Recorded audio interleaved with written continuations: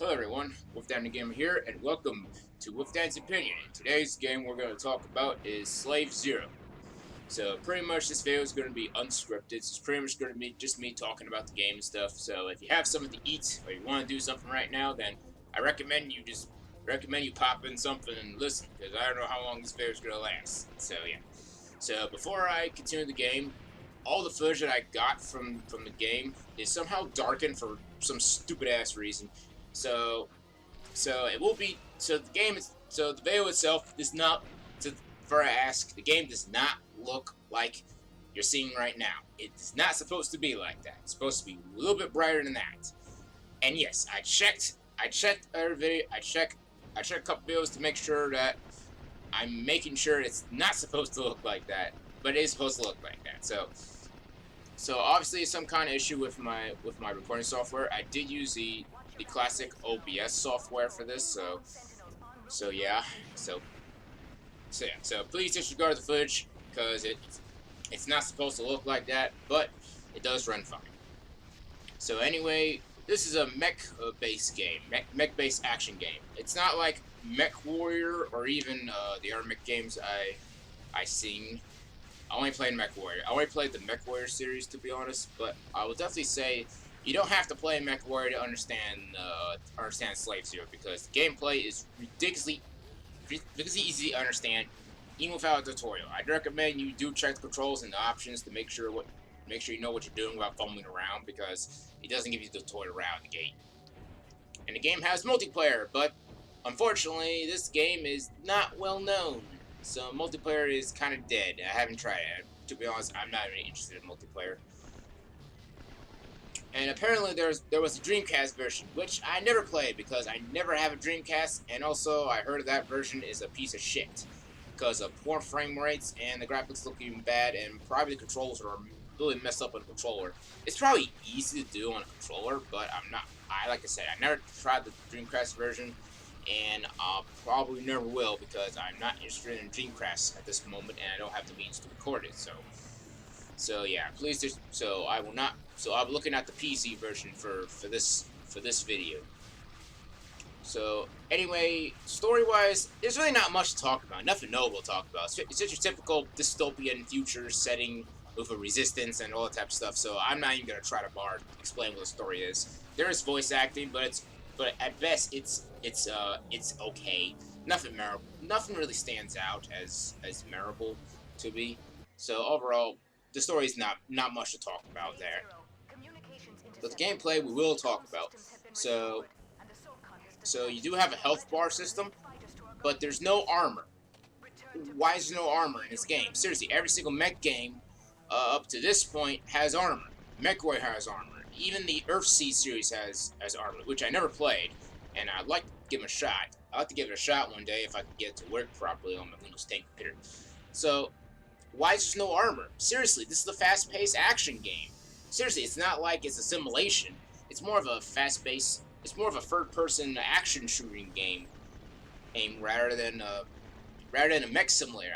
I get that, but seriously, this game came out in 1999, and you're saying you can't have armor? That was the standard back in the day. I get it. I get the old school. I get it. It's close to vanilla, but overall, it's just an odd choice. I don't know. Maybe they were trying to implement it, but either they didn't have time or they didn't. I don't know. So I think it's stupid. So okay, what about the weapons? Well, the weapons, you have 3 types of weapons. There's bullet weapons, missiles, and energy weapons. Bullets and energy, you have to switch between them by pressing the Q key. So and the wind up takes a little bit. I got used to it eventually. So you better make sure. You're moving and you make sure you time it right. And there's actually a decent variety of weapons. The bullet weapons are, let's see, a Uzi, a assault rifle, and a chain gun. There's like a cannon thingy, but I didn't use that because I actually prefer the chain gun rather than the cannon, so I didn't really use the cannon that much. And the missiles are, oh my god, they're a fucking mixed bag in my opinion. The first missile's okay, but the second missile is a fucking lock-on, and surprisingly, for some stupid ass reason, it doesn't fucking work. Seriously, why the fuck does it work? It does like this little sound, and reticle just targets it, but it doesn't work. Seriously, why have a lock-on feature when it just doesn't work half the fuck? It doesn't work most of the time. And I don't know, I had no useful lock-on feature. I never had to, so I had to use them. So I had to fire them and hope. So I had to fire the missile and hope to God it doesn't, and hope to fucking God it doesn't. It goes where I wanted to go. I actually like the third missile type because it's better, because it's like a cluster missile, and I think it does a little bit more damage. And the fourth missile weapon that I found so far is also a fucking lock-on. Seriously, I'm not kidding. The fourth missile weapon you get is lock-on. I have to go to the options and switch to pick up weapons features to all weapons because I didn't want to pick a crappy weapon. And there's like a part of okay, so the energy weapons, well, you get like a plasma rifle / pistol. I don't know what's supposed to be. It looks like a pistol, so I'll call it a pistol. And then you get a plasma shotgun, which looks cool. But then I got the best weapon in the game, a railgun. Yeah, it's not as overpowered as most railguns are, but it gets the job done. It's accurate. I can kill medium-sized enemies with 2 decent shots with a few missiles, with a few missile shots varied. And I don't know, when the game, like I said, it's fun. There's also a particle. There's also like a laser particle can, but it drains energy too much. But it drains the energy ammo too much. Yes, each weapon has its own individual ammunition pool, and it's very easy. So it's not like you need a flamethrower or fucking shotgun shells or even grenades. There's not even grenade launcher in this game, which is a missed opportunity, I think. But I'm glad I didn't because I don't know. I'm not asking for too much. But yeah. So yeah, the particle can I never used that much, and I just stick to the railgun, the chain gun, and the cluster missiles whenever I had the opportunity to use them. The front missile, whenever I had the opportunity to use them. So that was my preferred choice for weapons. And there is some platform in this game, but it's not too complicated, thankfully. And the jump button is E. Yeah, I'm not kidding. You actually use E to jump on your keyboard. You can switch to the spacebar if you want, but I actually liked it. I actually don't mind using the E key to jump because there's not many situations I had to jump left. I actually jump right most of the time. Like I said, there's enough room for me to move around enemies, and trust me, you need to move around a lot to avoid getting hits. There's no hit scan enemies as far as my knowledge. There's mostly projectiles, and that's it. And they're fairly fast for the most part, so it's easy to avoid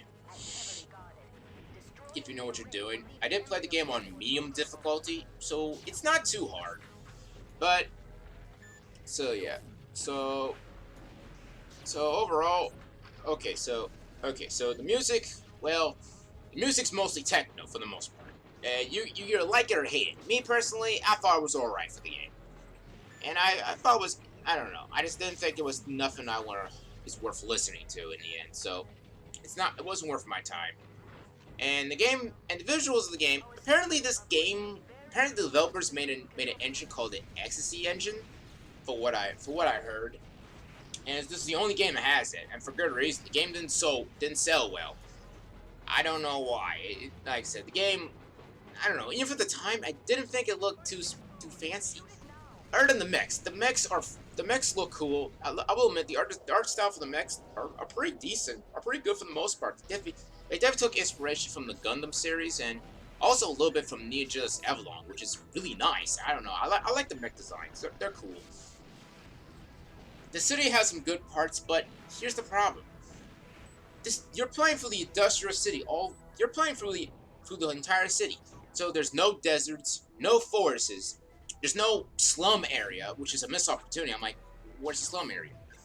I get it's the first engine, but seriously, Unreal came out a year prior to this. A year prior, and even Unreal Tournament has way more variety in terms of areas. So I don't get it. Was it a design choice? Was it because they tried to program some environments, but they realized it didn't look the way it wants? I don't know. I really don't know. And yes, and there's the fucking sewer level, which I will admit it looks a little depressed. It looks drab and depressing, and I don't know.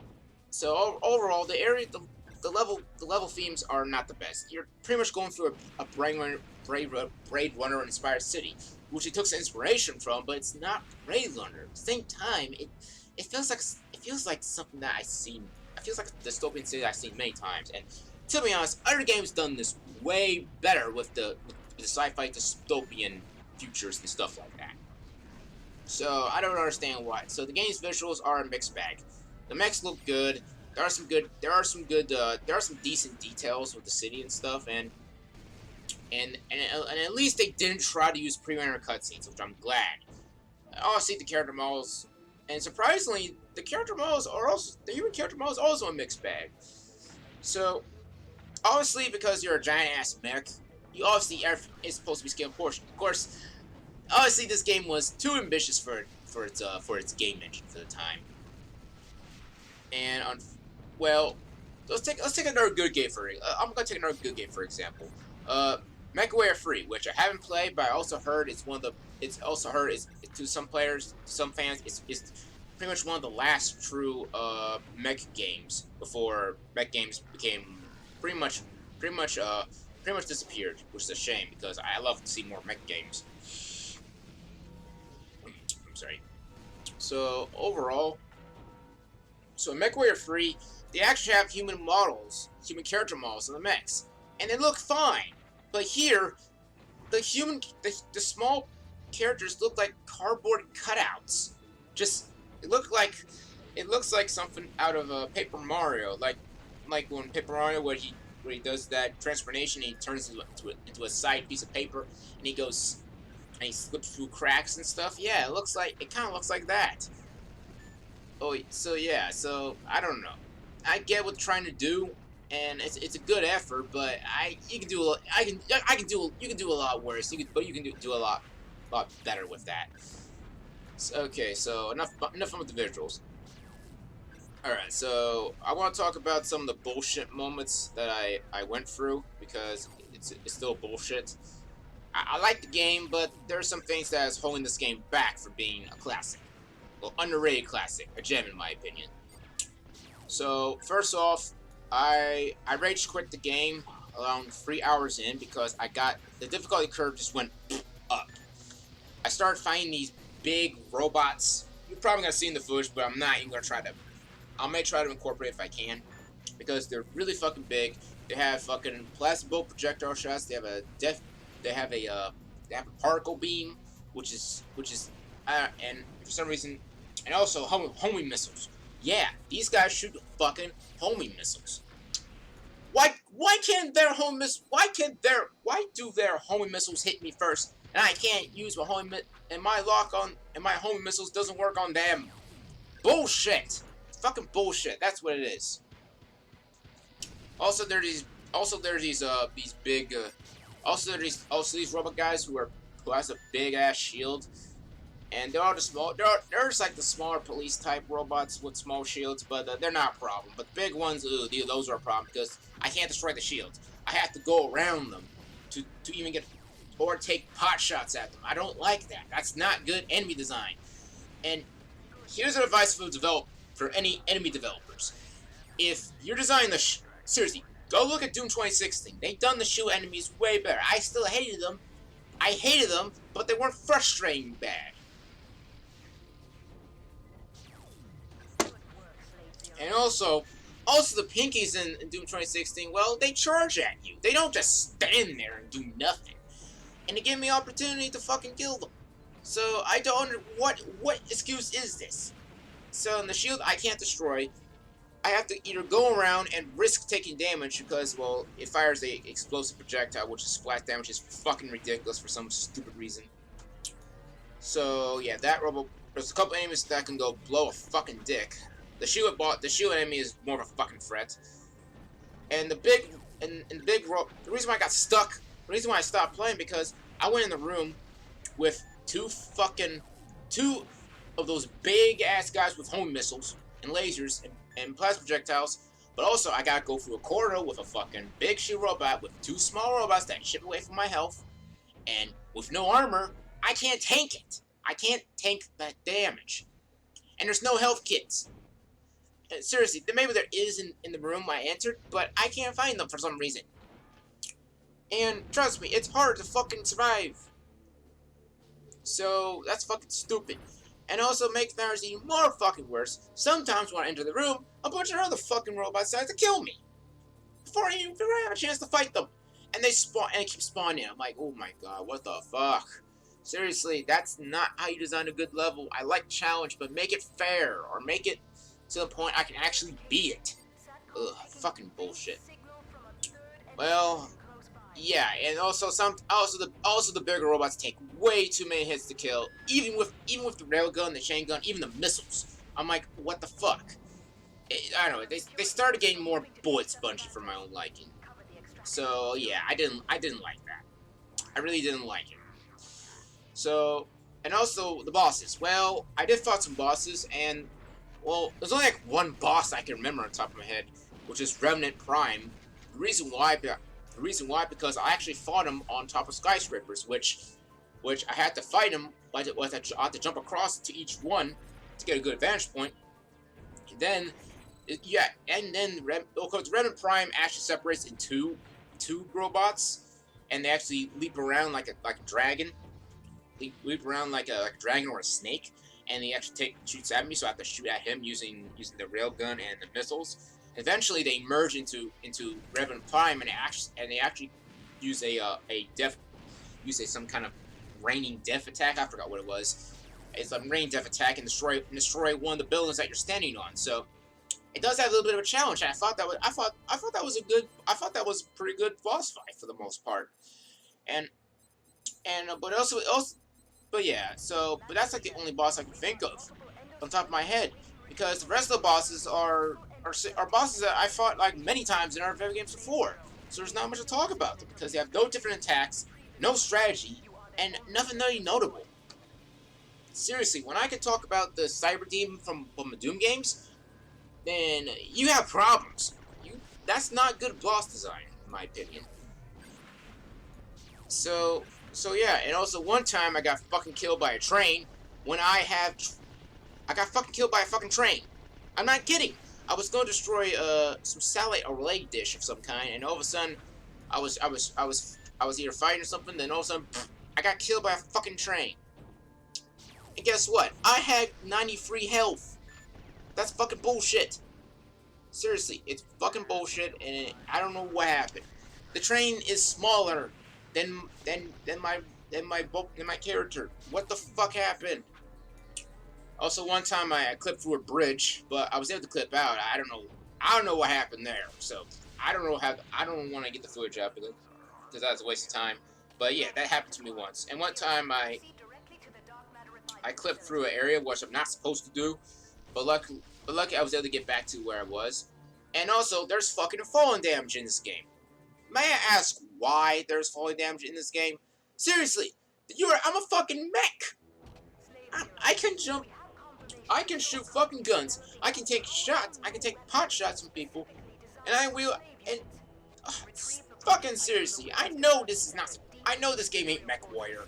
I know mechs are heavy as shit. But seriously, if you're gonna, these are humanoid mechs. What the fuck? Now you're saying I have falling damage. Bullshit. So yeah, so overall, Slave Zero is a game that it has some potential. When it's fun, it's fun. But when it gives me bullshit, yeah, it really shows. It really shows that. So overall, it's probably a game I'll never play again. I'll never play again because, well, it's not really that good to even try to beat. In that section there, that section with the two giant robots, I just can't beat. So. But it's not a bad game, though. It's not really a bad game. I will say it's a game that has a lot of promise, but I think because they were a little too ambitious, and I don't know what they're trying to fucking do. So, seriously, at least I'll say it's better than Shoko Mobile Division. It's way better than Shoko Mobile Division, mainly because it actually runs, It's optimized for modern operating systems, and most importantly, the gameplay is fun. Why can't a struggle be like that? So overall, the game's not bad. I would recommend for any mech game enthusiasts, and also those who love action games, and especially those who like to play old games for historical purposes, like me. Seriously, if for those who are watching this video, I recommend you go to GOG to check. I recommend you go to a goodoldgames.com because it has all the old school games and stuff. So, and that's where I got the slave. That's where I got the slaves. That's the version I have for the Slave Zero. Don't get the Steam version because the Steam version is fucking broken, and it doesn't work. Seriously, it does not work because doesn't have full screen compatibility, and it looks like shit.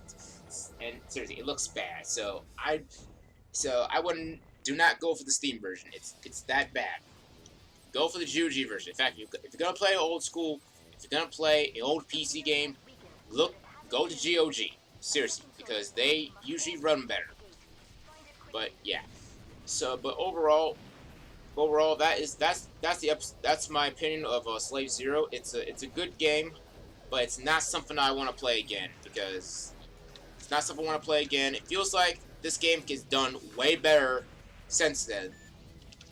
And so yeah, so overall, please comment below what you think about the video. Make sure you like this video because I do appreciate it.